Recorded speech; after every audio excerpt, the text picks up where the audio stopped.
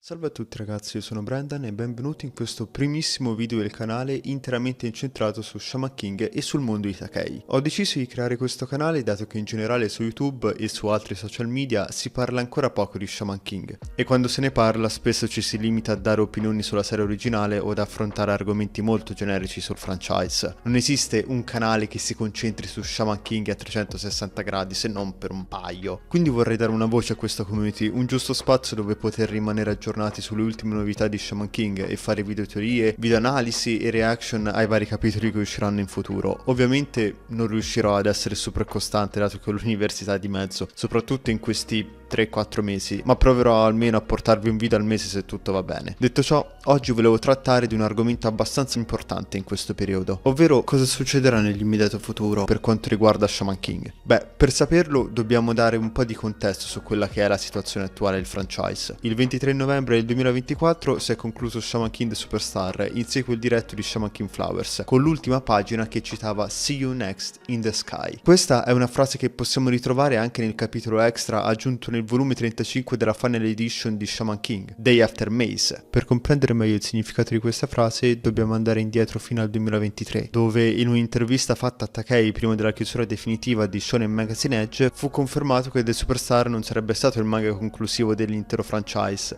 bensì ci sarà un sequel ulteriore che riguarderà le vicende del tanto agognato Flower of Maze e che verrà chiamato Shaman King Yard, in abbreviata appunto Sky. Dato che non voglio che questo primo video duri un'ora, se avrò tempo farò in futuro un video riguardo a tutto ciò che sappiamo al momento riguardo a Sky, grazie alle varie interviste fatte a Takei. Andiamo avanti una settimana dopo la fine di The Superstar, con un tweet fatto dall'editor del sequel di Shaman King, Yida, che appunto conferma che Sky è già in produzione e che avremo notizie sulla sua data di rilascio non appena sarà prossima la sua pubblicazione. Ancora tutt'oggi non abbiamo una data di rilascio ufficiale confermata, ma possiamo teorizzare su quelle poche informazioni che ci sono state date da Takei in persona. In una delle sue ultime interviste fatte ad agosto del 2024, Takei disse che dopo la fine di The Superstar si sarebbe preso una pausa al franchise che gli avrebbe così permesso di concludere i suoi ultimi due lavori lasciati tutt'oggi inconclusi, Hyper Dash Yankuro e Jambor. Una notizia che abbiamo di questi ultimi mesi per quanto riguarda Yankuro è che sono stati aggiunti tutti i capitoli finora pubblicati al servizio digitale di manga di CoroCoro. Si sperava che questa aggiunta potesse portare alla conclusione della serie, ma ovviamente così non è stato e ci hanno lasciato con un generico data da definirsi. Ricordiamo inoltre che all'epoca dell'uscita dell'ultimo capitolo pubblicato di Yankuro ci stava una nota finale che annunciava il finale della serie col capitolo 20. Quindi, a meno che Takei non abbia deciso di cambiare idea nel corso degli anni, nel caso in cui decidesse di concludere Yankuro sarebbe solo questione di un singolo capitolo. Per quanto riguarda Jambor invece siamo arrivati fino al capitolo 53, che corrisponde più o meno alla prima metà del volume 10, ma la serie è in pausa da ben 10 anni. Tuttavia, da quanto dichiarato da Takei il 15 ottobre del 2014 sul primo numero di CoroCoro Aniki, sappiamo che la sua intenzione era quella di concludere Jambor entro il 2015. Considerando che a luglio del 2015 è iniziata questa lunga pausa, si può ipotizzare che la serie fosse destinata a concludersi con il volume 10 o al massimo con l'11, senza tenere conto ovviamente di eventuali estensioni della trama. Se dovesse ricontinuare avremmo però due problemi principali. Il primo è che Jambor è stato pubblicato su Ultra Jump, edito da Shueisha, e sappiamo oramai che molte opere di Takei non sono più di proprietà di Shueisha ma bensì di Kodansha, anche se con Jambor non è certo al 100%, dato che da quella pausa fatta su Ultra Jump non si hanno più sue notizie al riguardo. Il secondo è che questa nuova versione di Jambor è sì disegnata da Takei, ma la scrittura della storia è fatta da Hiromasa Mikami, e quindi prima di tutto Takei dovrà affrontare la questione del nuovo editore. Potrebbe trattarsi ancora di una casa editrice legata a Shueisha, magari con un ritorno su Ultra Jump, ipotesi non così improbabile se si considera il riavvicinamento tra Takei e Shueisha nell'ultimo periodo. Basti pensare all'inserimento di Io nel videogioco mobile di Shonen Jump, Jumpity Heroes, o alla pubblicazione del one shot Aventure da parte di Shueisha. In alternativa Takei potrebbe cedere i diritti a Kodansha e adottare una strategia simile a quella usata per Yankuro, pubblicando i capitoli già pronti su Ultra Jump direttamente sul sito giapponese di Kodansha, Mangapok. In seguito potrebbe scegliere se continuare a pubblicare lì i nuovi capitoli oppure trovare un'altra rivista su cui realizzare il materiale restante. Tuttavia il vero problema di Jambor risiede proprio nella sua ripresa dopo la lunga pausa seguita all'addio a Ultra Jump. Cosa succederà adesso? Diciamo che ci sono alcuni scenari. O riunirà i contatti con Mikami per continuare la storia, o adotterà una mossa alla Berserk, dove dopo la morte di Miura i volumi successivi avevano una modifica sui cast, e quindi nel caso di Jambor, qualora non si dovesse trovare un accordo tra Takei e Mikami, poter cambiare il cast e lasciare o tutto nelle mani di Takei, o magari lasciare i disegni a Joe Kosamura, che è il disegnatore di vari spin-off sequel di Shaman King, e mettere Takei come story writer da qui in avanti. Oppure ricreerà da zero Jambor con un'altra storia in mente. Di sicuro questi possibili scenari impatteranno molto sul futuro di Takei e soprattutto su Sky. Trattando appunto di Sky, ora che abbiamo una visione abbastanza completa su quello che dovrebbe essere il futuro di Takei, c'è da capire quando potrà iniziare. Se riprendiamo di nuovo le parole scritte da Ida una settimana dopo la fine di Superstar, si può notare come abbia detto che Sky sia ad oggi in produzione. In realtà questo già lo si sapeva da molto tempo, fin dall'annuncio di Sky prima della chiusura di Shonen Magazine Edge, dove Takei disse che stava già creando una specie di bozza per il primo capitolo di questa nuova serie, assumendo appunto che Sky sarà il suo progetto più ambizioso e che necessiterà di molti anni prima di poter dare una degna conclusione a un franchise che sta raggiungendo oramai i suoi 30 anni dalla prima pubblicazione. Credo che sia soprattutto nell'interesse di Takei iniziarlo il prima possibile. Io credo intorno alla fine di quest'anno o l'inizio del prossimo anno, anche perché oramai sta iniziando ad avere una certa età e più il tempo passa e più c'è la possibilità che non possa essere in grado di concludere Shaman King come realmente vorrebbe. Teniamo anche conto del fatto che gli ultimi capitoli di Superstar sono stati pubblicati esclusivamente su una piattaforma online e potrebbe darsi che Takei stia cercando un nuovo magazine che gli consente di pubblicare i capitoli di Sky anche in formato cartaceo e non solo in digitale. Quindi credo che ad oggi la volontà di Takei di concludere sia Yankuro che Jambor prima di iniziare Sky sia ancora realizzabile, a patto che non abbia intenzione di allungare ulteriormente la trama. In tal caso potrebbe trovare un modo per lavorare in parallelo anche a Sky. Penso quindi che in questi 6 mesi di silenzio Takei abbia cercato di trovare dei magazine adatti sia per concludere Jambor che per pubblicare Sky, non contando Yankuro, dato che potrebbe tranquillamente finire sul sito giapponese di CoroCoro. In più, per concludere, non dimentichiamo che il finale di Shaman King e Superstar ha lasciato ancora molti dubbi irrisolti. Quindi riuscirà Takei a trattarli tutti in Sky? Oppure sarebbe meglio approfondirne alcuni attraverso spin-off dedicati? Di questo magari ne riparleremo in un futuro video. Per adesso vi ringrazio molto per aver visto questo primo video del canale, sperando ovviamente che non sia manco un ultimo, e niente,